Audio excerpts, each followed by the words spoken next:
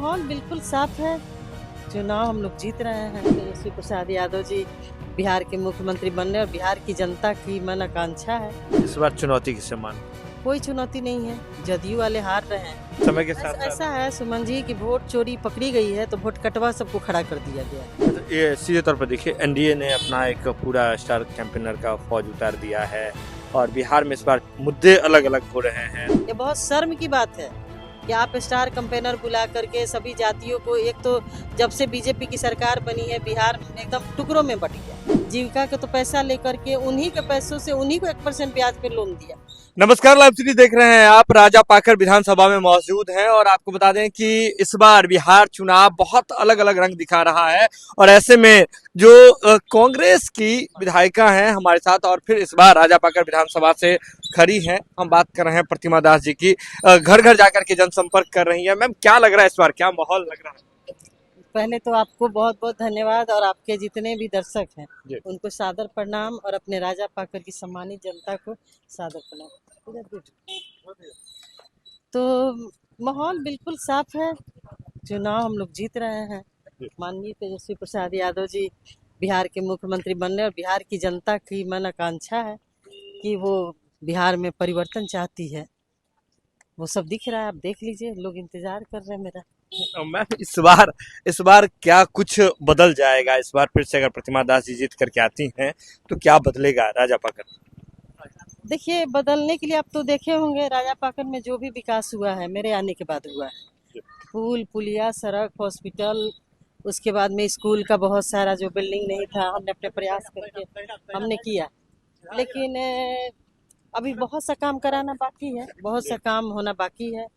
विकास ऐसा चीज है कि रोज करना पड़ता है। ऐसा नहीं है कि ये सड़क पे जो खड़े हैं बहुत ही बुरा हाल था, इधर जो है सब, तो ऐसा नहीं कि आवाज बन गया फिर 5 साल के बाद ये टूटेगा ही।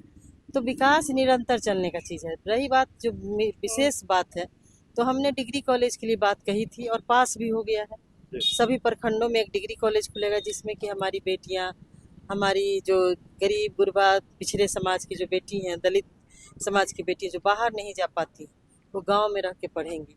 उसके बाद नहर उराही नहीं होने के कारण बारिश के पानी से जल जमाव की भीषण समस्या है। जल जमाव की समस्या लगभग पूरे बिहार में, लेकिन मेरे क्षेत्र में भी है और यहाँ भी लोग प्रभावित ज़्यादा। तो मेरी पूरी कोशिश रहेगी कि उससे लोगों को निजात दिलाए। तो इस बार चुनौती किसे मान? कोई चुनौती नहीं है, जदयू वाले हार रहे हैं तो उन्होंने एक आदमी को खड़ा कर दिया है जो कहता है कि महागठबंधन के हम प्रत्याशी हैं।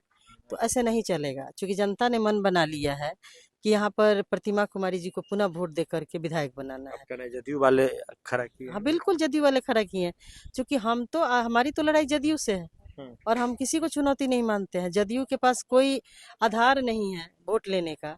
जब नौजवान गए नौकरी मांगने के लिए तो क्या हुआ भाई, तो पेपर लीक हो गया। पेपर लीक के बारे में बात करने की हो कैसे रहा है, तो डंडा बरसाया गया। महिलाएं जो है सेविका, सहायिका, ममता, आशा, ये जो समाज में अपनी सेवा दे रही हैं, लोगों के साथ दिन रात खड़ी हैं, उनके साथ भी कोई उनका सम्मान नहीं, उनके साथ भी वाटर कैनन और लाठियां बरसाएगी। बचा कौन? ना महिला बची, ना नौजवान बचे, ना किसान बचे। तो सब लोग इंतजार में है कि आप चुनाव का टाइम जब आएगा और बाबा साहब ने जो मुझे अधिकार दिया है वोट की चोट, उससे सरकार बदलेगी। बिहार में एक वोट चोरी का मुद्दा काफी ज्यादा निकला था। राहुल गांधी भी आए थे, तमाम लोग आए थे यहाँ पर, महागठबंधन एकजुट दिख रहा था। लेकिन क्या नहीं लगता है ऐसा कि समय के साथ ऐसा है सुमन जी की वोट चोरी पकड़ी गई है तो वोट कटवा सबको खड़ा कर दिया गया है। अच्छा, कि आप खड़ा हो जाइएगा, महागठबंधन के हैं, महागठबंधन के हैं, तो ऐसा कुछ भी नहीं है। तो वोट कटवा से जनता सावधान है और जनता को पता है, क्योंकि लगातार हम देख रहे हैं कि जो वोट कटवा खड़ा है वो विपक्षी के खिलाफ नहीं बोल रहा है, वो लगातार मेरे ही खिलाफ बोल रहा है। तो इससे साफ प्रतीत हो रहा है कि उसकी लड़ाई महेंद्र राम जी से नहीं बल्कि हमसे है। तो हम किसी को अपने अपने रेस में मानते ही नहीं है।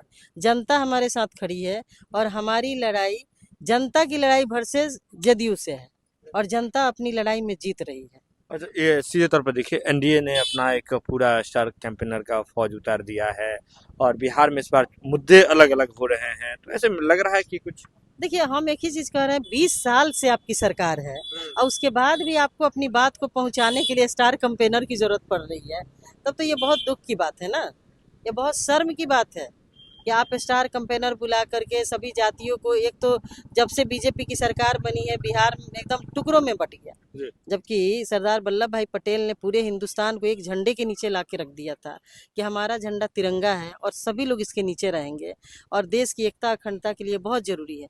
लेकिन अभी क्या हो रहा है, भाजपा ने तो जातियों में पार्टियों को बांट दिया है और एकता अखंडता को एकदम खंडित कर दिया है।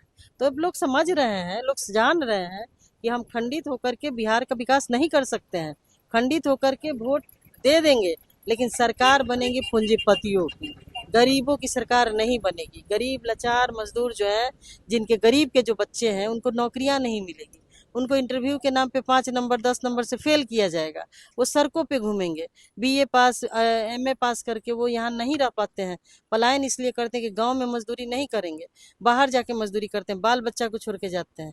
मैं आपसे अपने ये जीविका बहनों को अपने जोड़ा, अब जीविका को क्या किए, जीविका के तो पैसा लेकर के उन्हीं के पैसों से उन्हीं को 1% ब्याज पे लोन दिया।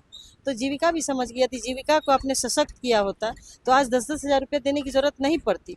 तो एकदम लगता है कि आप वोट खरीदने के लिए अपने खजाना लुटवा दिया बिहार का, बिहार के विकास के पैसों को अपने बर्बाद कर दिया, आपदा के पैसों को अपने बर्बाद कर दिया।